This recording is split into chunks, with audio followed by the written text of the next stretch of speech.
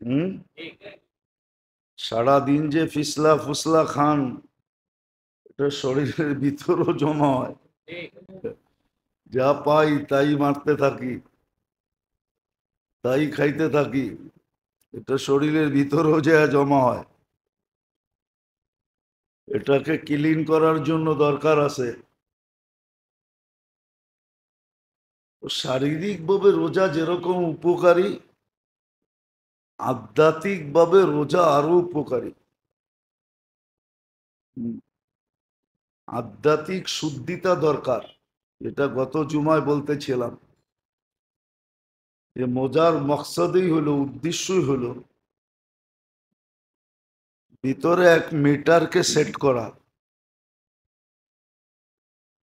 যেটাকে তাকওয়া বলে। এটাই রোজার উদ্দেশ্য। তাকওয়া সেট করো। লাভ কি হবে এটা তো পরের কথা। সহজ ভাষায় বুঝাইতে চেয়েছিলাম যে তাকওয়া ওটা ওই মিটারকে বলে যে গুনাহ করার আগেই সিগন্যাল দেয় যে পাও কিন্তু গুনার দিকে যাইতেছে, হাত কিন্তু গুনার দিকে বাড়তেছে, চক্ষু কিন্তু গুনার দিকে উঠতেছে, কান কিন্তু গুনার জিনিস শুনতে চাইতেছে, মন কিন্তু গুনার জিনিস ভাবতে চাইতেছে। অঙ্গ গুনার দিকে বাড়লেই সিগন্যাল দিবে যে না, গুনা গুনা গুনা। এখন নতুন টেকনোলজি চলে আসছে, দেখেন না, সামান্য প্রত্যেকের ঘরে এখন আছে। আগে তো ছুটা যায়, কি বলে এটাকে, ছুটা যায় বন্ধ করতে হইতো বিদ্যুতের, কি জানি এটা, মেইন সুইচ বন্ধ করতে হইতো। এখন আর মেইন সুইচ বন্ধ করতে হয় না। শর্ট হইতে দেরি, সার্কিট পড়া যেতে দেরি হয় না। সার্কিট পড়া যায়, কোথাও ফায়ার হইতে দেরি, সার্কিট পড়তে দেরি হয় না। অধিকাংশ ঘরেই এখন আছে, না নাই? আপনাকেও ঘরে টরে মনে হয় নাই? হুম, তো প্রযুক্তি মানুষকে দেখায় দিছে যে এখন আর মেইন সুইচ যে দৌড়ায় বন্ধ করতে হয় না। এদিকে ফায়ার হবে, ওদিকে সার্কিট পড়া যাবে, বিদ্যুৎ বন্ধ হয়ে যাবে। তাকওয়া এটার নামই যে এরকম একটা মেশিন লাগা যেটার দ্বারা কোনো অঙ্গ গুনার দিকে উঠবে না, প্রথমত উঠবেই না। আর যদি লো কোয়ালিটির মেশিন লাগাইতে চান, তাহলে ওটা হলো দ্বিতীয়, যে গুনাহ হয়ে গেলে আর শান্তিতে থাকতে দিবে না যতক্ষণ তওবা না করবে, ততক্ষণ পর্যন্ত সে আরাম পাবে না, অস্থিরতা ফিল করবে। বাস তওবা করলো তো শান্তি লাগলো যে তওবা হয়ে গেছে। এটা হলো লো কোয়ালিটির মেশিন। তাকওয়া এটার নামই। যদিও তাকওয়ার শাব্দিক অর্থ ভয়, কিন্তু বোঝানোর জন্য বলতেছি যে ওই মেশিন ভিতরে ফিট করা, অঙ্গের উপরে ফিট করা, যে কোনো অঙ্গ গুনার দিকে যাওয়ার আগেই সিগন্যাল বাজতে থাকবে। অথবা যদি ভুলে গুনাহ হয়েও যায় তো সাথে সাথে তওবা করবে। ইয়াতবাউ সাইয়্যাতুল হাসানা, গুনাহ একটা হইলো নেকি 10টা করবে, যাতে ক্রস হওয়ার পরেও ব্যালেন্স থেকে যায়। তাকওয়া অর্জন করাই হলো রোজার মেইন উদ্দেশ্য।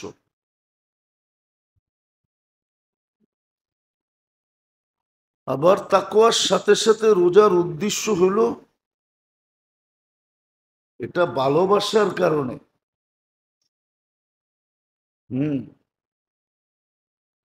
এটা শুধু একমাত্র ভালোবাসার কারণে। এই উম্মত ভালোবাসার পাত্র। শত দিক দিয়ে আল্লাহ প্রমাণ দিছে যে এই উম্মতের সাথে আল্লাহর ভালোবাসা কতটুকু। কিন্তু একটা কথা তো এইখানেও আছে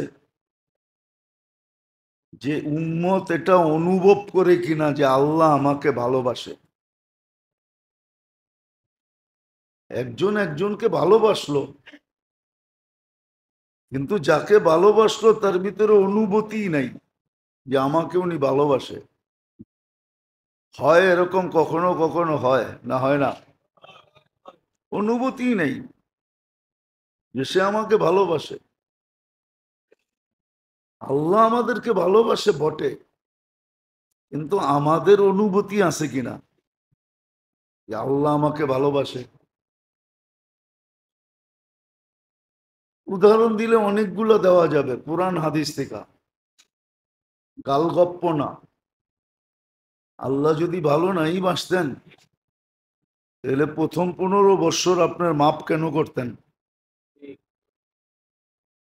প্রথম 15 বছর মাপ কেন করতেন? ওই 15 বছর কি আপনার উপরে বাজেট ব্যয় করে নেই? বাচ্চাকালে থাকতে আপনার উপরে কি বাজেট ব্যয় করে নেয়? বাজেট তো সমমানে ব্যয় করতেছে। অক্সিজেন নিতেছি, বাচ্চাও নেয় বুড়াও নেয়। যদি কিনা ব্যয় করতে হইতো তাহলে বাচ্চার জন্য তো মা বাবার কিনতে হইতো, নিজের জন্য তো কিনতে হইতোই, বাচ্চার জন্য কিনতে হইতো। ওটা কি ব্যয় হইতো না? ওই ব্যয়টা কে করে? আল্লাহ করে। আপনি বলবেন আল্লাহ কি কিনে না কোথায় ব্যয় করে? সব সিস্টেম তো আপনার বুঝে আসতে হবে না, কিন্তু প্রযুক্তির সাথে মিলাইলে বুঝে আসে। যে অক্সিজেন কিনা ব্যবহার করলে বোঝা যায় তো পার ডে কত টাকা যায়। তো প্রথম 15 বছর মাফ করে দিছেন। ভাবলাম 15 বছর মাফ করলেন, তারপরে মাফ করলেন কেন? যতক্ষণ ঘুমানো থাকি ততক্ষণ মাপের ভিতরে থাকি, চাই ঘুম যত লম্বাই হোক। বহুত মানুষ দুনিয়াতে আছে এখনো ঘুমাইতেছে।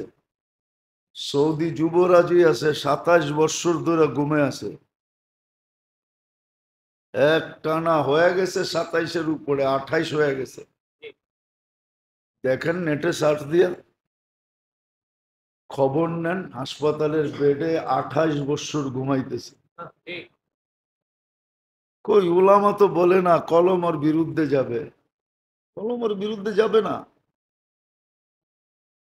ও যদি ঘুমের থেকে নাও ওঠে, বাস কলম ওর বিরুদ্ধে যাবে না। তাহলে এটাও তো মাপ, এটাও তো ভালোবাসা। উচিত তো ছিল মানুষ অপরাধটাকে বড় করে দেখে, ঠিক না? কি বলেন? হ্যাঁ, কর্মচারী না বইলা একদিন 10 টাকা নিয়ে নিল, ঠিক না? হ্যাঁ, যুগ দর আপনাকে কামায়া দিছে, একদিন অগোচরে 10 টাকা উঠায় নিয়ে নিছে, আপনার চোখে পড়ছে, আপনার চাকরিতে বের করে দিছে। এটাই তো করেন, ঠিক না? না করে না? আপনি অপরাধটাকে বড় করে দেখলেন, ঠিক না? আল্লাহ তো আপনার আমার অপরাধটা বড় দেখলেন না, গুনাহ একটাই লেখেন, নেকিকে 10টা লেখেন। এটা কি ভালোবাসা না? হ্যাঁ, সারা বৎসর ভালো করলো, একদিন আপনার চোখে একটু ভুলটা পড়লো, আপনি সারা বৎসরের টারে ভুল বানায় দিয়া মা বাপ 14 গোষ্ঠী এক করে ফেললেন। না করেন না? হুম, আমরা তো এই সমাজেই থাকি, দেখি তো। সারা বছর ভালো করছে, একদিন একটু উল্টা করছে, চোখে পড়া গেছে, মা বাপ 14 গোষ্ঠী এক করে ফেলছে, আবার কার ধাক্কাও দিয়া দিছে, ঠিক না? কি বলেন? না দেয় না?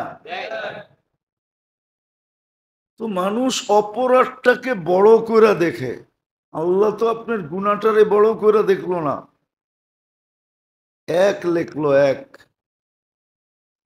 কিন্তু নেকিটাকে কি করলেন? দূর মিয়া, 10 কোত্থেকা?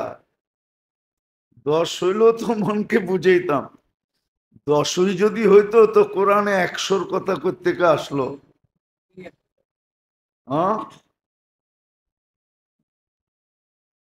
মিয়া তো হাব্বা কোত্থেকা আসলো?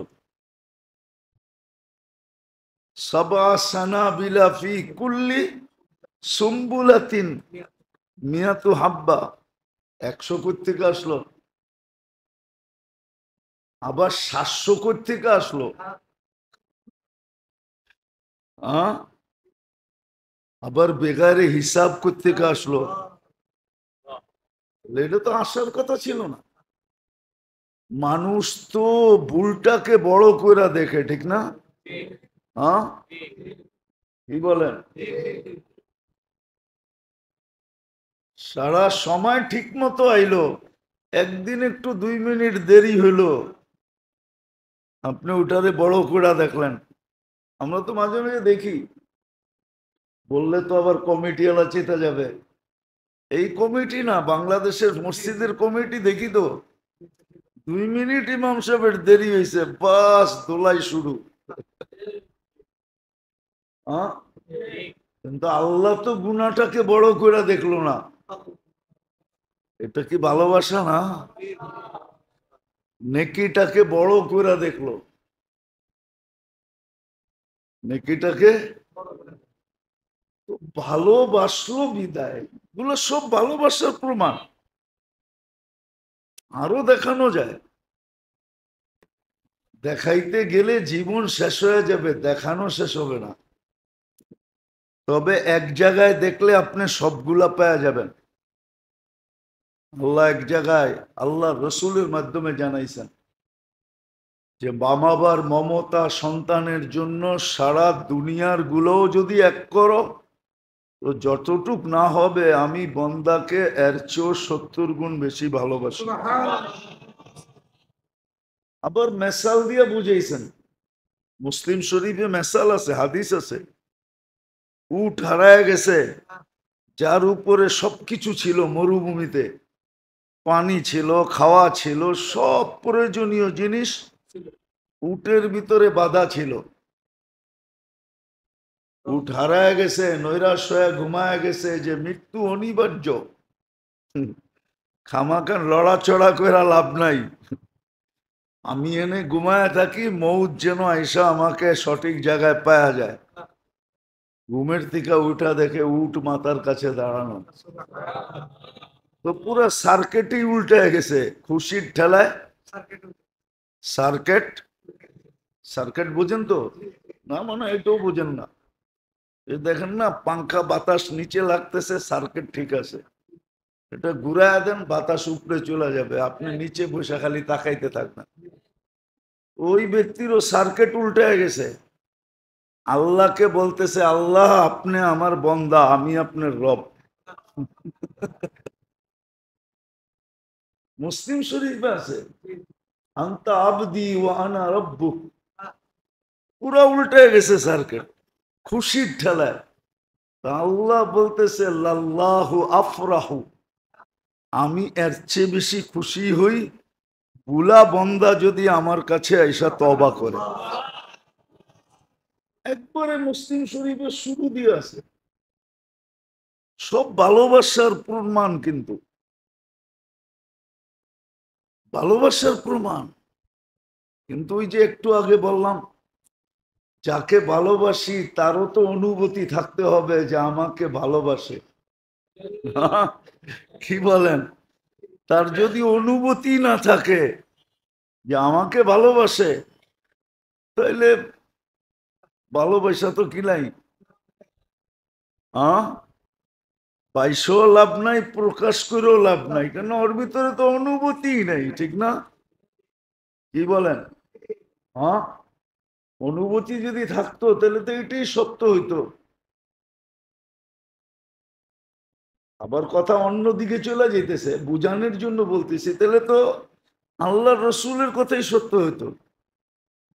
একটা স্বামী স্ত্রীর ভরণ পোষণ, ঘর বাড়ি, সুখ শান্তি, অসুখ বিসুখ, সব কিছু বেয়ার করে কে?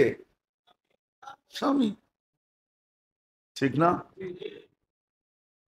এটা করতে যে বিবি বাল বাচ্চা, হ্যাঁ, এটার জন্যই তো করে একটা পুরুষ, ঠিক না?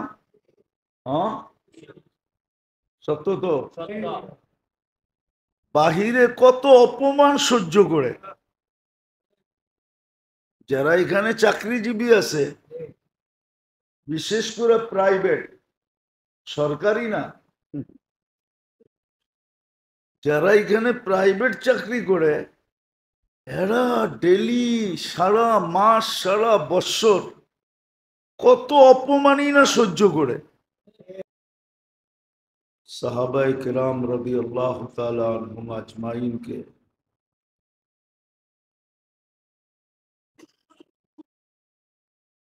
একত্রিত করে বহুত গুরুত্ব সহকারে রমজানের তাৎপর্য বুঝাইতেন। এটা দ্বারাই বোঝা যায় যে রমজান কতটুকু তাৎপর্যময়। আরেকটা ইঙ্গিতের দ্বারাও বোঝা যায়, রমজানের জন্য পুরা 1 বৎসর জান্নাতকে সাজানো হয়। তাহলে কতটুকু গুরুত্বপূর্ণ মাস, যেটার জন্য পুরা 1 বৎসর আগের থেকেই জান্নাতকে সাজানো হয়। এটা দ্বারাও রমজানের তাৎপর্য বোঝা যায়। যদি তাৎপর্যময় না হইতো, তাহলে জান্নাতকে কেন সাজাইতে থাকতেন?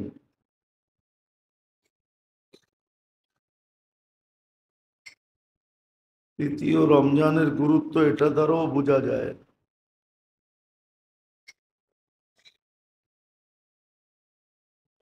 যে এই গুরুত্বপূর্ণ রমজান পাওয়ার জন্য সবচেয়ে বড় বাধা যেটা,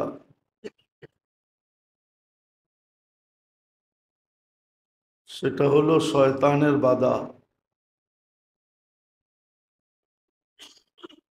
বিদায় রমজানের চাঁদ উঠতে দেরি, শয়তানকে আবদ্ধ করতে দেরি করেন না। তাহলে এটা দ্বারাও বোঝা যায় যে রমজানের তাৎপর্য কতটুকু।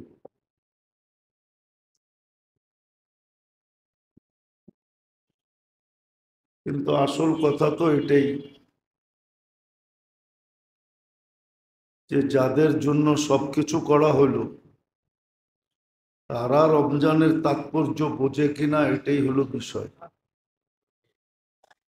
যাদের জন্য এত কিছু করা হলো,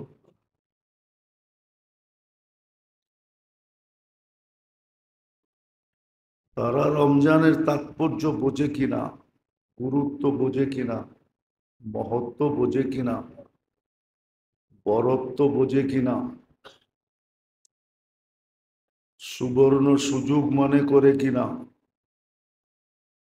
গুরুত্ব দেয় কিনা, কাজে লাগায় কিনা, এটা হলো বড় বিষয়। সবকিছু করলাম,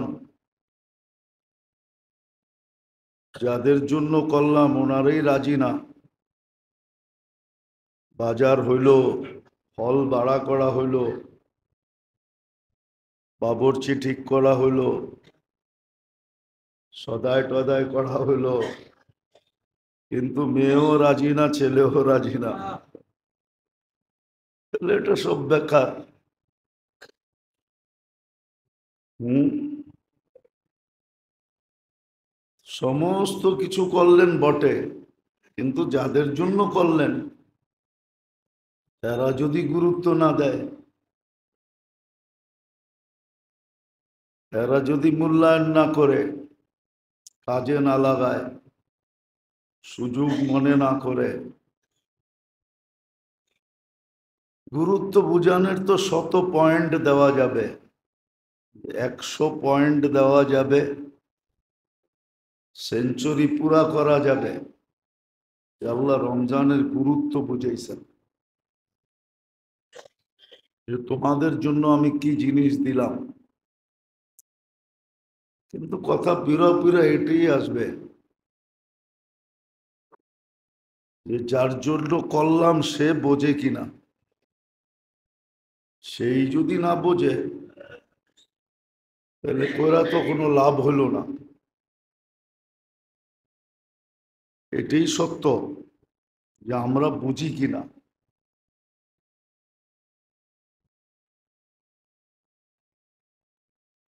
আমরা বুঝি কিনা যে রমজান জিনিসটা কি। শতভাবে সান্ত্বনা দিলেন। যদি কোরআনে দেখি, কুতিবা আলাইকুমুস সিয়াম কামা কুতিবা লাযীনা মিন ক্বাবলিকুম, প্রথম সান্ত্বনা দিয়েছেন যে তোমাদের উপরে একা না, তোমাদের উপরে চাপায়া দিলে তোমাদের পূর্বের লোকদের উপরও ছিল। প্রচলিত জিনিসই তোমাদের সামনে রাখছি, অপ্রচলিত জিনিস না। প্রথম তো সান্ত্বনা দিলেন,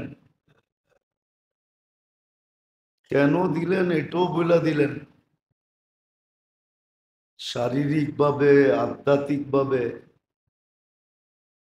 শারীরিকভাবেও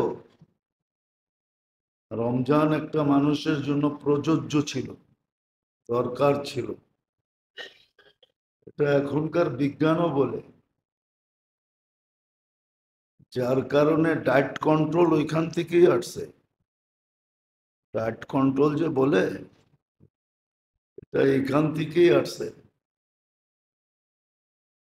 শরীরের জন্য যে এটা প্রযোজ্য, দেহের জন্য যে এটা দরকার, শারীরিক দিক দিয়া, এটা বিজ্ঞান এখন অক্ষরে অক্ষরে স্বীকার করতেছে। স্বীকার যদি না করতো তাহলে মানতাম, কিন্তু বিজ্ঞান এখন স্বীকার করতেছে যে শারীরিক ভাবেও রোজার দরকার, নাইলে ডায়েট কন্ট্রোল কেন হবে। তো এটা আল্লাহর মেহেরবানি যে আল্লাহ শারীরিকভাবে সুস্থতা দেওয়ার জন্য, যদিও বিজ্ঞান এটার নাম দিছে ডায়েট কন্ট্রোল, যদিও বিজ্ঞান এটার নাম দিছে অটোফেজি, আর শরীয়ত নাম দিছে রোজা রমজান, শরীরের জন্য দরকার ছিল। হম, এর জন্য বিজ্ঞান এটার স্বীকৃতি দেয়। যদিও শরীয়ত বলছিল সপ্তাহে 2টা রোজা রাখো, পারি না আমরা। বলছিল মাসে 3টা রাখো, তাও পারি না। তো বলছে বৎসরে 1 মাস রাখো, শরীরের জন্য লাভবান।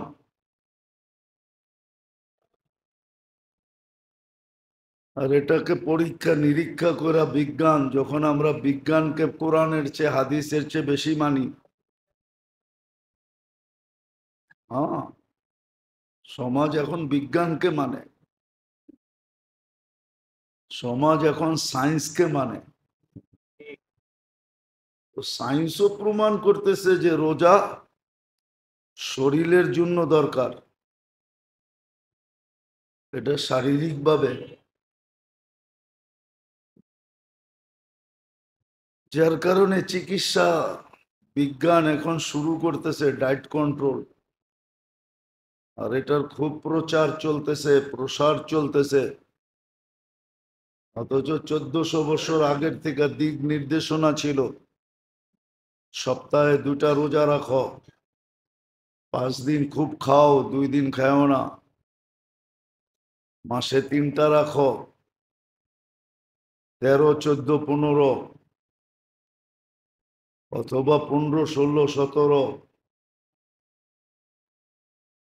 বেজোর সময় 3টা রাখো। এটা যদি না পারো তাহলে বৎসরে 1 মাস রাখো, শরীরের জন্য উপকারী। কেননা ময়লা শুধু উপরে জমা হয় না, ভিতরেও জমা হয়।